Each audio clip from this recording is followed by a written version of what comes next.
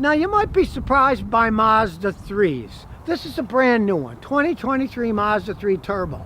Originally, if you look at these pictures, the only ones are pretty ugly and pretty slow. But this thing is a world apart. It's the brand new one. There's a lot of changes in these things. And as far as I'm concerned, they're all for the better. Look at the styling. Look at it. It kind of looks like a nasty shark. Check the interior. My favorite, black and chrome. We'll start it up.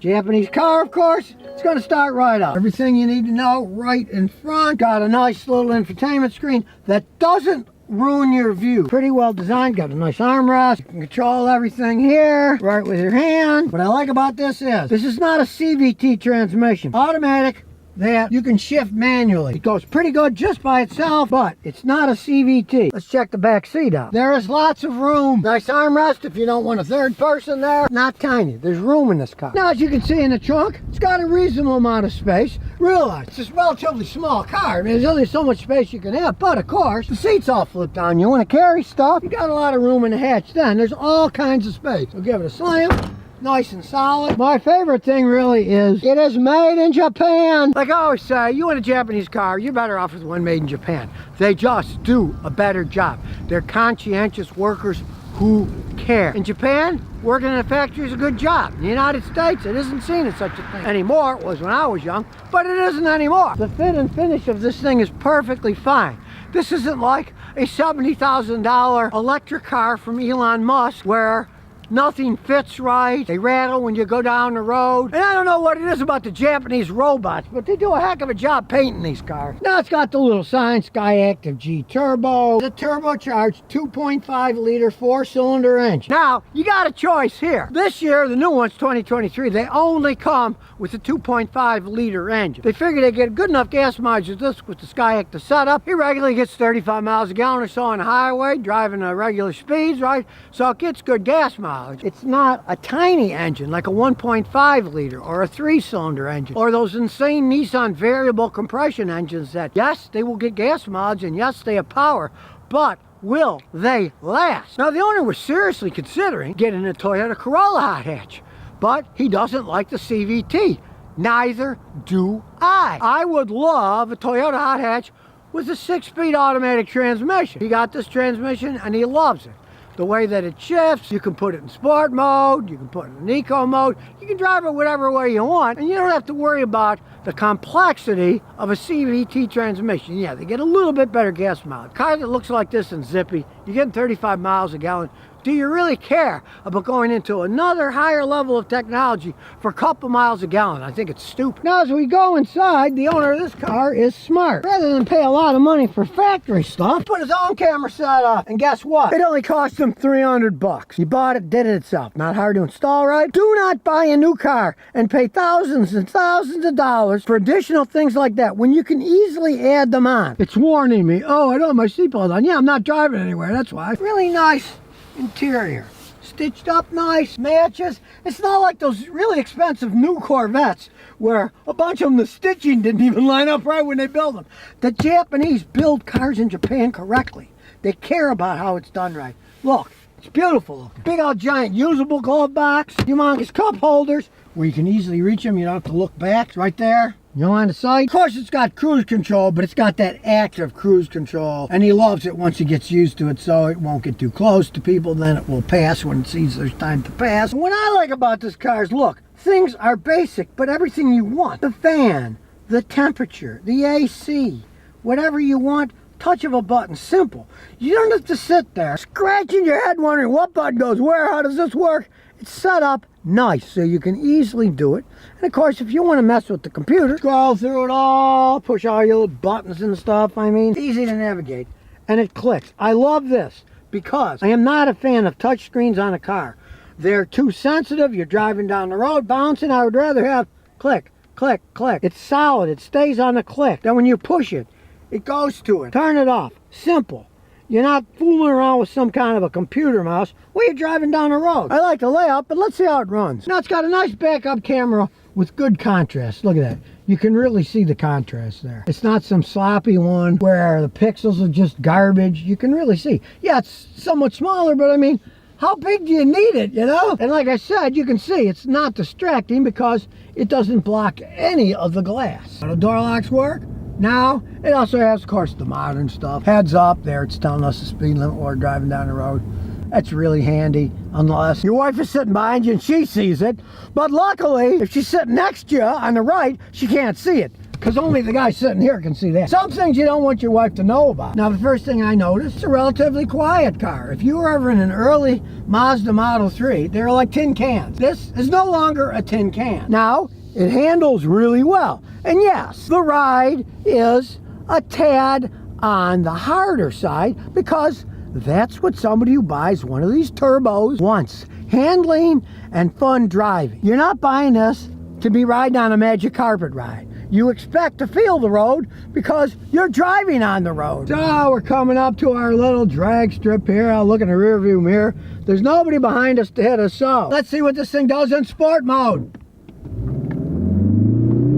There we go, there goes the turbo. Nice acceleration. It's fun, it's got that turbo, but here's the thing you gotta realize. If you really wanna get the most out of it, let's say you wanna have some fun, go fill it up with high-test gas. Let's say you're taking it on a trip across the country. You'll probably wanna use regular then, because you're just gonna be cruising at the speed limit anyway. It will run perfectly fine either way. As you can tell, it's a very windy day today, but it's not noisy inside here. This thing is sealed, it was well built. The Japanese put these things together quite well. Like I say, you step on the gas, here we go. It's very responsive handling. I mean, look, it said go 20, we're doing 40, and it's not even straining. We could have been doing 80 if we wanted to. The warning if you do lane departure, and it does have the intelligent cruise control. Responsive driving, still good gas mileage. But you see, I've been driving like a maniac, and it was 35, now it's 24. So a lot of gas mileage has to do with how big of a lead foot do you have. A guy just brought me a Camaro, and he drove here from Florida. He got 41 miles a gallon in that Camaro with a V8 engine, because it's got 3 overdrives on the transmission, and he was doing the speed limit, right?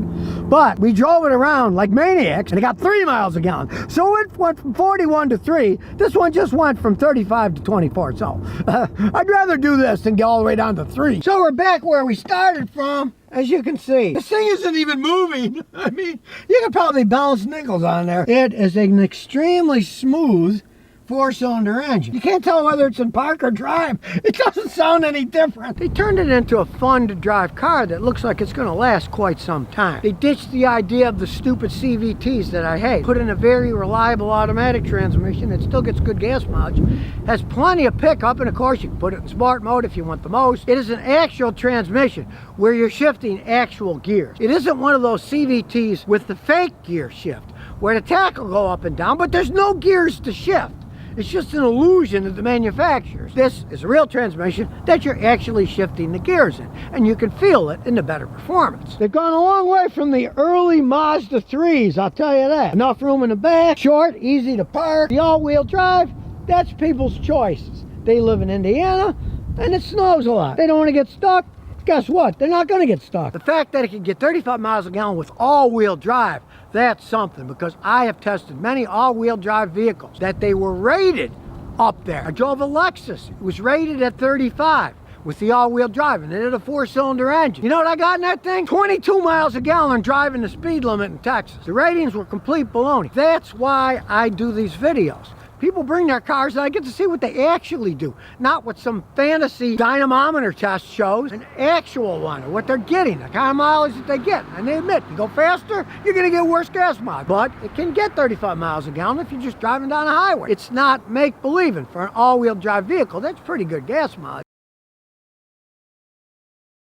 Mazda 6. They've discontinued them. This year they're not making the Mazda 6s like these anymore.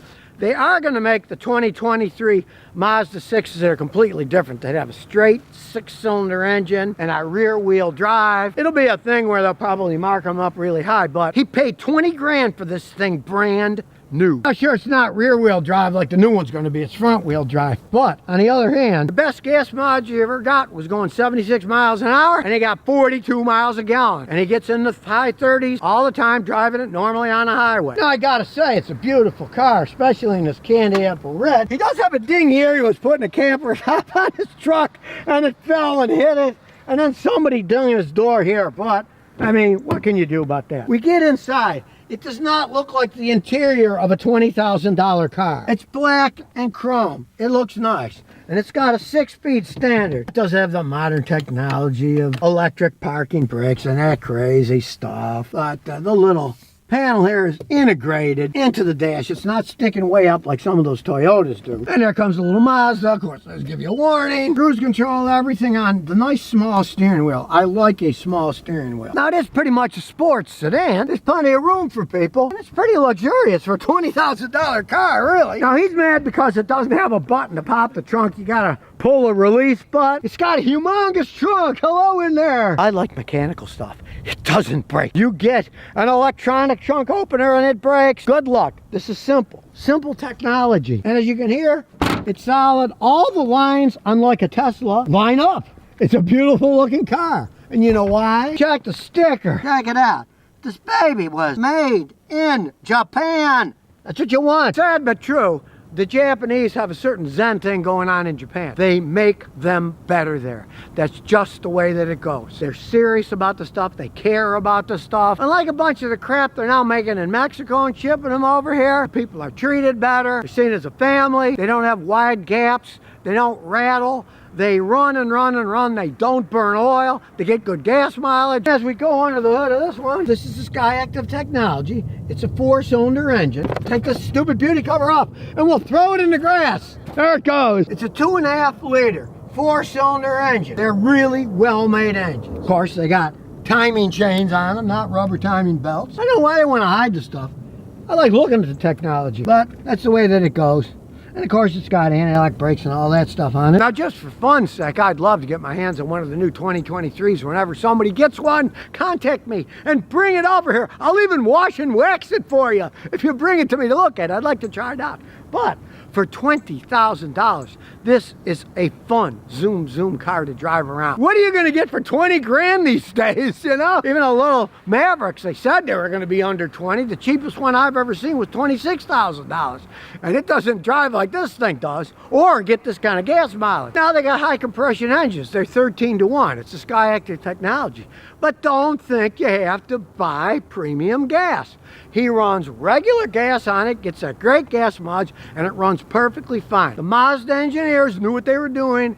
They've designed it so you can have a high compression engine, but still use regular gas. The computer controls on modern cars have gone a long way since I was a mechanic in the 60s. If you would have told somebody back then something to have this much horsepower and be able to get that kind of gas mileage, they'd think you were insane. It's got 186 horsepower, 186 pound-feet of torque, and for a car this size, it's not particularly big, and it's not particularly small. It's just kind of like Goldilocks and the Three Bears. It's just the right size. They have a lot of zip and still get really good gas mileage. Now, of course, I have to admit I'm prejudiced. This is a standard transmission car. They're more fun to drive. They're cheaper to fix. They're still okay with the automatics, but nothing like these standards. They're a lot of fun to drive around, and that's probably one of the reasons he got it so cheap, because so many people can't drive standard transmissions anymore that you can get a really good price on them because most people don't know how to drive the things. And it's not that hard to do. Watch that video that I made using the Mazda Miata when I had one in Houston, a brand new one I was trying out, and it shows you how to drive a standard. And believe me, you watch that video, you can learn how to drive a standard in probably 10 minutes if you already know how to drive. And as a matter of fact, the owner of this car made a little extra income by teaching people how to drive standards on it. People want to know, they brought it in. It's not hard. Now, go back in the day on my father's day, manual transmissions, brakes that had no power assist. Can you imagine learning to drive on one of those? And it's a standard transmission. And many of them had 3 on the tree. The shifter is on your steering column. These things are easy to drive. The shift is right down smooth in the middle.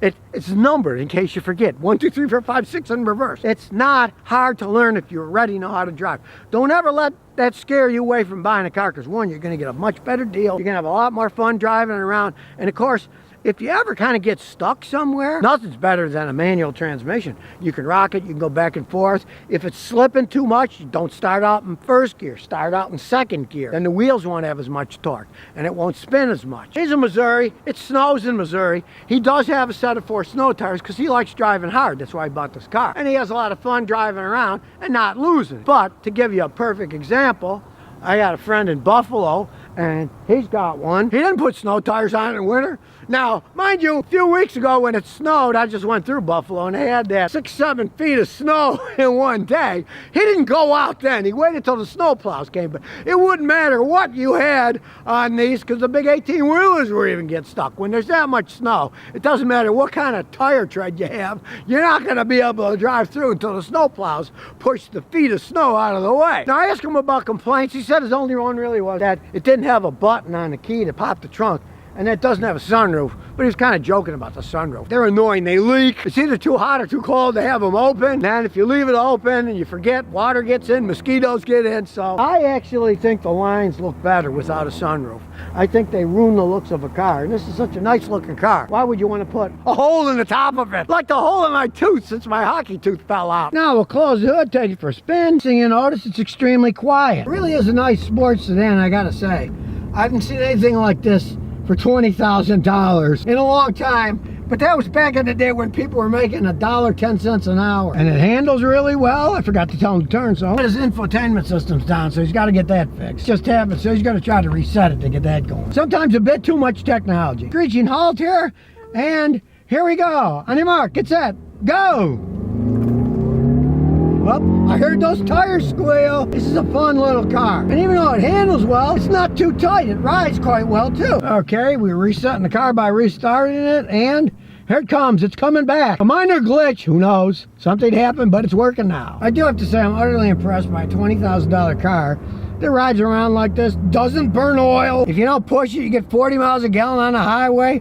What's not to like about that? Why aren't they making them anymore? Because everybody's got SUV on the brain. 2023, they're going to be making the straight 6-cylinder one. I guess some of them are going to be hybrid too, with rear-wheel drive. I guess they might have the option of all-wheel drive. They haven't decided yet, I guess. The regular ones, they're not going to be making. He paid 20 grand for this. When the fancy one comes on, I can just about guarantee you they're going to be $50,000 to $90,000.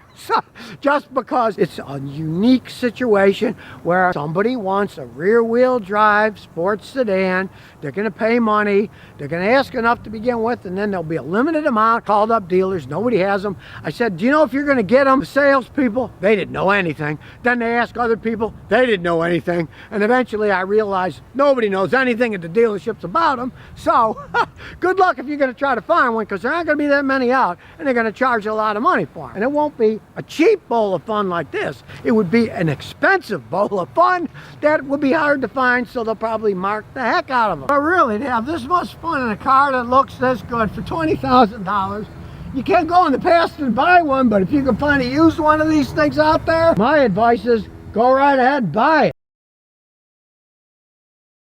Here's a Mazda CX-30, which technically is a sub-compact crossover SUV. It's got little junk in the trunk. It's short, right? But you gotta consider, he bought this thing for 24 grand, a brand new vehicle for that price. And even though it's all-wheel drive, it gets 25 miles a gallon on the highway driving it around. So when we go under the hood, you're gonna see what I like. It's a 4-cylinder inline engine, and it's 2.5 liter. As you can see up here, 2.5 liter. Now, it's a nice size 4-cylinder. It's 2.5 liter.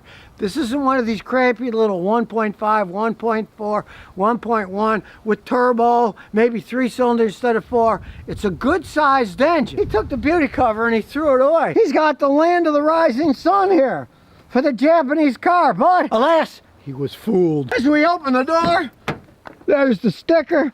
What does the sticker say? Manufactured in Mexico. Well, now we know why it was only 25K. It's cheaper to make them down there, right? Now, on the plus side, they're not building the engines there. They come from Japan in big boats.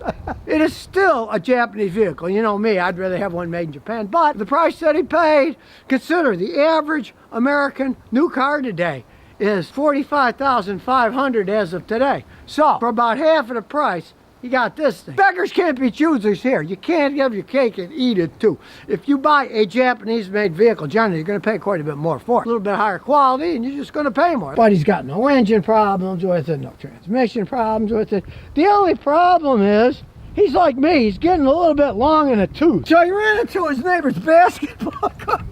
Did a little crack here, but as he told me, he's got a Persian rug, and he said the Persian rug makers always made a little mistake when they're building them, right? Well, he made this mistake, Mazda didn't. He likes my floor, because in his floor, this is where his Persian rug sits. He drives on top of it with his Mazda. But on the other hand, it doesn't leak anything either. If you notice mine, my stuff, well, actually, not. My Yamaha motorcycle, of course, it doesn't leak, so it's on the floor. And my wife's Toyota Matrix doesn't leak anything. Look, it leaks nothing at all. My wife's Matrix wasn't made in Japan either. It was made in Cambridge, Ontario. The Canadians do a pretty good job building vehicles.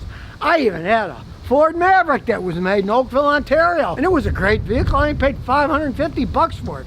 Drove it all over the place. Let's go inside and check this baby out. Now, as you can guess, he has dogs.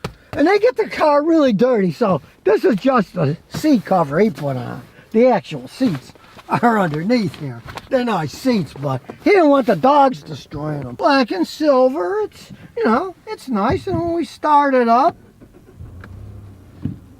it's a new car, of course it starts right up. And you can shift it automatic, or you can put it manual and shift it up and down yourself. Got a killer sound system you can adjust, but I'm not messing with it because then people will complain about me using their music. And for once, I like the simplicity. Sure, it's got a push button start, most do, but look at the heating system. Very simple.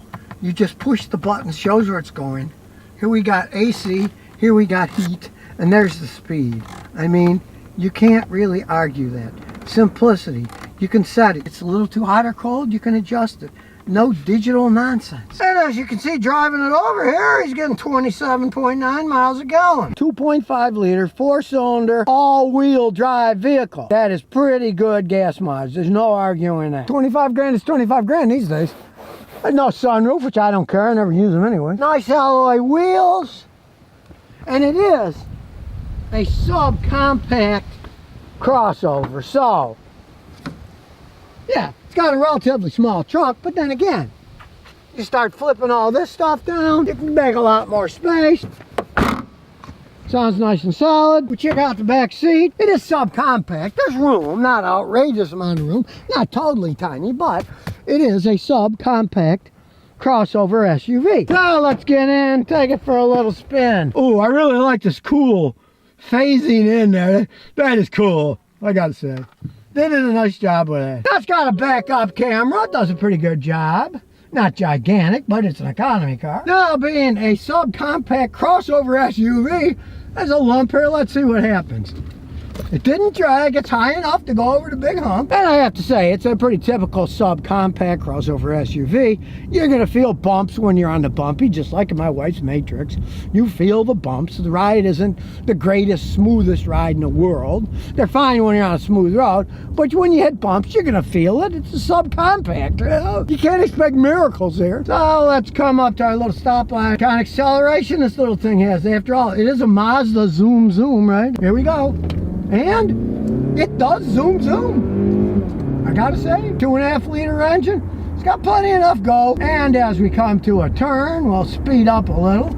See how it handles turning. But we can't because there's too much traffic. So we'll wait till the next one. All right, here we go. We'll speed up. Went over the bump. Yes, you feel the bump, but it handles perfectly well. It's got a nice ride. Fun little car to drive around, I gotta say. When you consider a price point of 25 grand, you don't get much these days for 25 grand. In this case, I'd say you probably get all your money's worth. Realize that Toyota's got a big deal going. They own a bunch of Mazda now. So they got a lot more quality in them and a lot more Toyota technology than they used to have. You can see, you don't have to worry about passing people in this car because it's a 2.5 liter engine. It's not a little dinker. But at the same time, you want something that's got enough zip, it's going to last a long time. Don't buy a little bitty turbo engine. Buy a bigger 2.5 liter engine like this that can handle it probably 2 to 3 times as many miles. you'll get out of one of these than you will with a turbocharged smaller engine. And of course, being a subcompact, you're going to hear noise and you go over the road and bumps and stuff. These aren't all that well insulated. They're a lower economy car. But I got to say, they're fun to drive. And I certainly would buy something like this long before I'd buy a Nissan. A Mazda CX-30. It's an interesting vehicle. He hadn't had any problems with it per se, other than him running into the basketball hoop. He's holding up. He loves the all-wheel drive. He lives in Massachusetts by a river where it snows a lot. Never gets stuck with it. Take my advice. If you are thinking about buying one of these, really, you're better with the bigger 2.5 liter engine, not getting the turbo. It's just going to last longer. Because basically, what do people buy these little economy cars for? Economy, and they want them to last a long time. So if you never want to miss another one of my new car repair videos, remember to ring that bell.